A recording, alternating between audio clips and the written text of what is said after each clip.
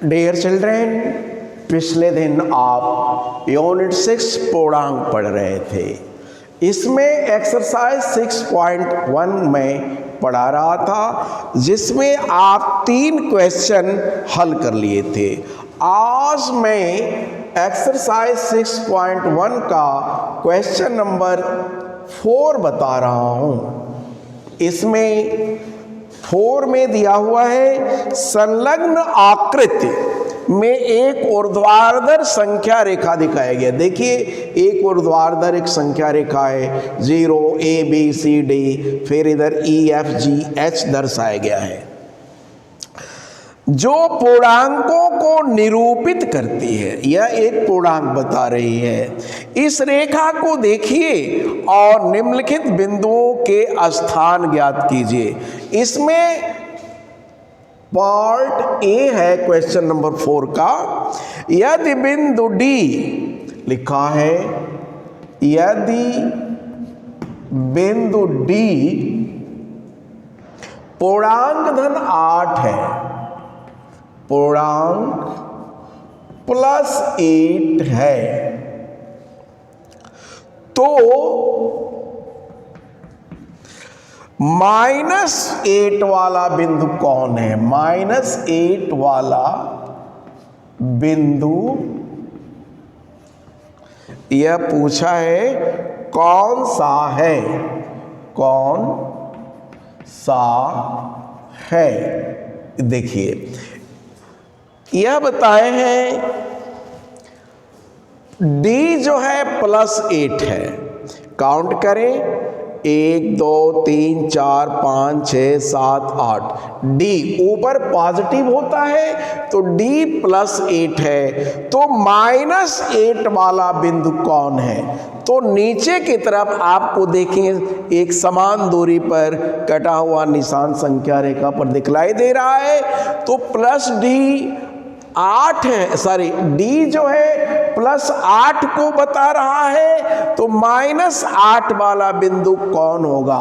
आप 0 से ऊपर बढ़े हैं, 8वां बिंदु +8 है, तो नीचे उसी के विपरीत +8 का कल आप पढ़े थे -8 होगा। तो -8 वाला बिंदु यानी नीचे 8वां खाना होगा।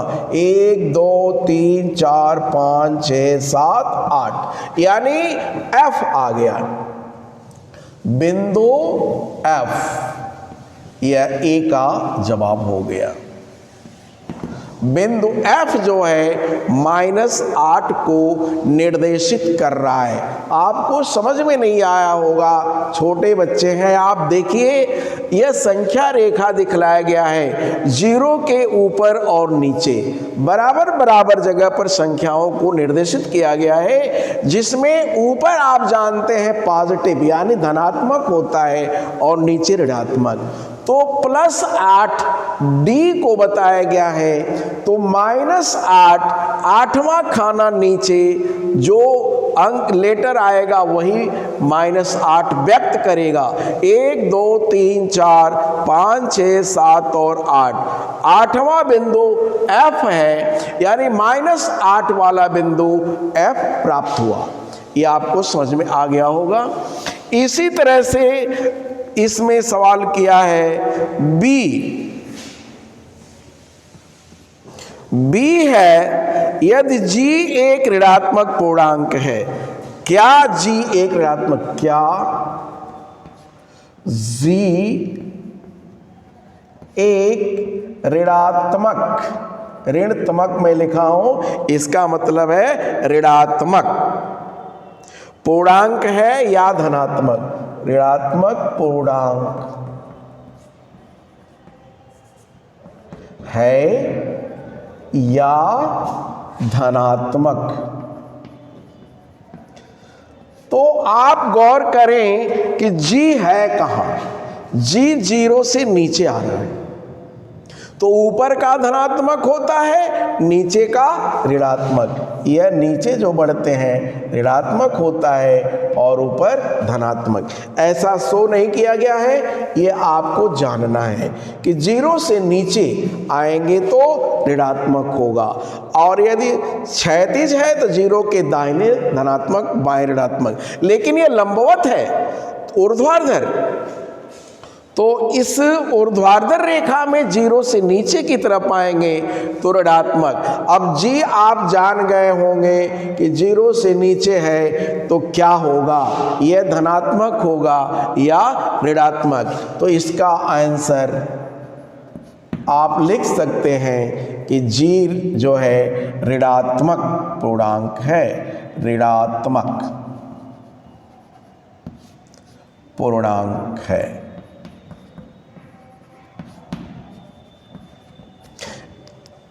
धनात्मक पूर्णांक है या ऋणात्मक, तो आप जान गए कि ऋणात्मक पूर्णांक है।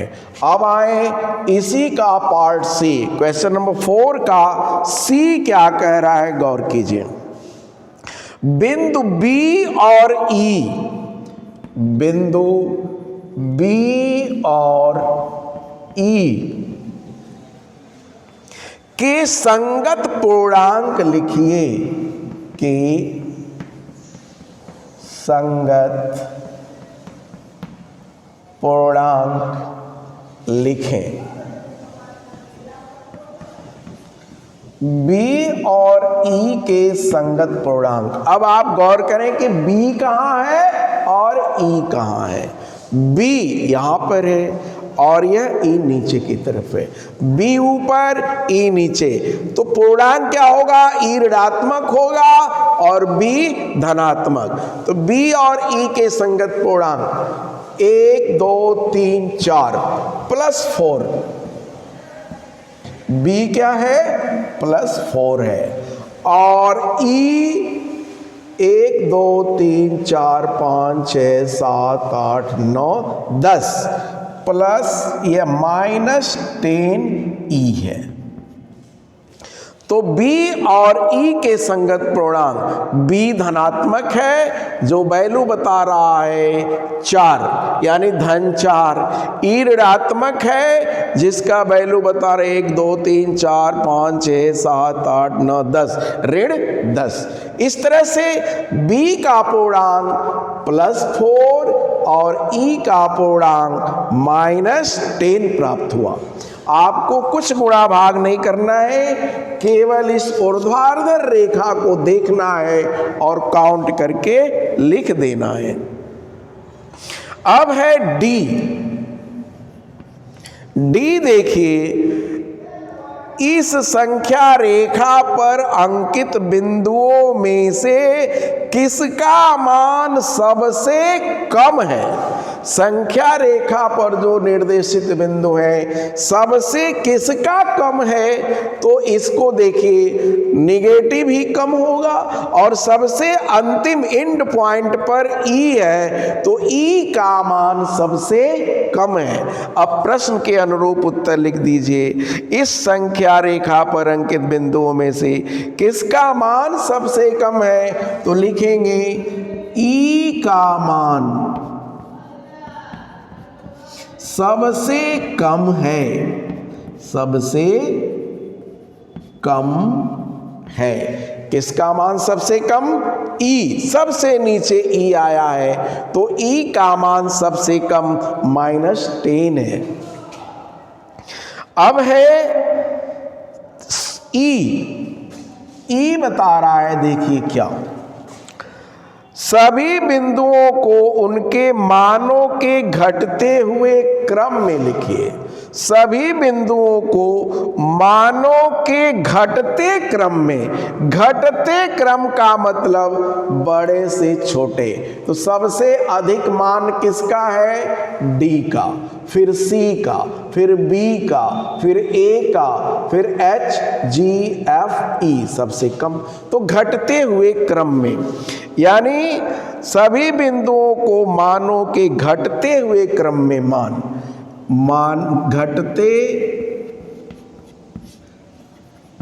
क्रम में मान, या मानों को घटते क्रम में ऐसे भी लिख सकते हैं, या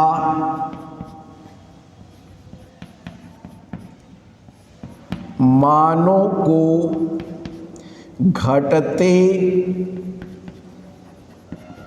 क्रम में। बात एक ही है, दोनों का आंसर एक ही आएगा, घटते क्रम में मान या मानों को घटते क्रम में। तो जो सबसे बड़ा होगा सबसे पहले, यानी सबसे पहले आ जाएगा डी, इसके बाद सी, फिर बी, और इसके बाद ए, और इसके बाद ए के बाद एच है, फिर जी है, फिर एफ है, और सबसे कम मान ई का है। तो ये घटते हुए क्रम में मान आ गया D, C, B, A, H, G, F और ई। जो सबसे अधिक मान रखने वाला स्थान है वह डी है, और सबसे कम मान रखने वाला जो बिंदु है वह ई है। इस तरह से घटते क्रम में मान आ गया D, C, B, A, H, G, F और ई।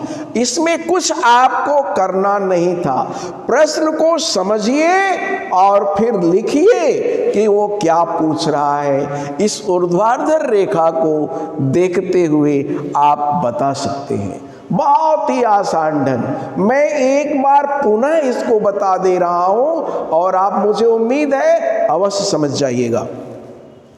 पहला सवाल था बिंदु डी पूर्णांक धन 8 है, यह पूर्णांक धन 8 है, तो ऋण 8 वाला बिंदु कौन सा है? तो ऋण 8 जो है नेगेटिव इंटीगर नीचे की तरफ ऊर्ध्वाधर रेखा पर आएगा। आपको 0 से नीचे की तरफ काउंट कीजिए, 8वां कॉलम कौन है?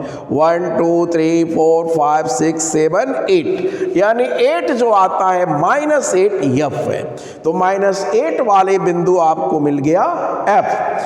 दूसरा सवाल था इसका भी, क्या जी एक ऋणात्मक पूर्णांक है या धनात्मक? जी कुछ नहीं करना है, कोई प्लस माइनस मल्टीप्लिकेशन डिवीजन कुछ नहीं, आप देखिए और लिखिए। इसने कहा जी एक ऋणात्मक पूर्णांक है या धनात्मक, तो जी देखें 0 से नीचे है, तो 0 से नीचे आएंगे तो ऋणात्मक पूर्णांक बनेगा, यानी एच, जी, एफ, ई, एच चारों ऋणात्मक है। देयरफॉर जी 0 से नीचे आ रहा है, इसलिए ऋणात्मक पूर्णांक हुआ। बिंदु बी और ई के संगत पूर्णांक लिखें। बी और ई के संगत, बी जो है देखिए पूर्णांक कहां बता रहा है? 0 से 1 2 3 4, चौथे खाने पर है तो +4, और ई जो है देखिए 1 2 3 4 5 6 7 8 9 10वें खाने पर है, यानी -10। तो बी का वैल्यू +4 और ई का वैल्यू -10। ई का मान, अब पूछा है कि सबसे कम मान किसका है? तो सबसे कम मान सबसे नीचे जो नेगेटिव दिया गया है ई, इसी का मान सबसे कम है।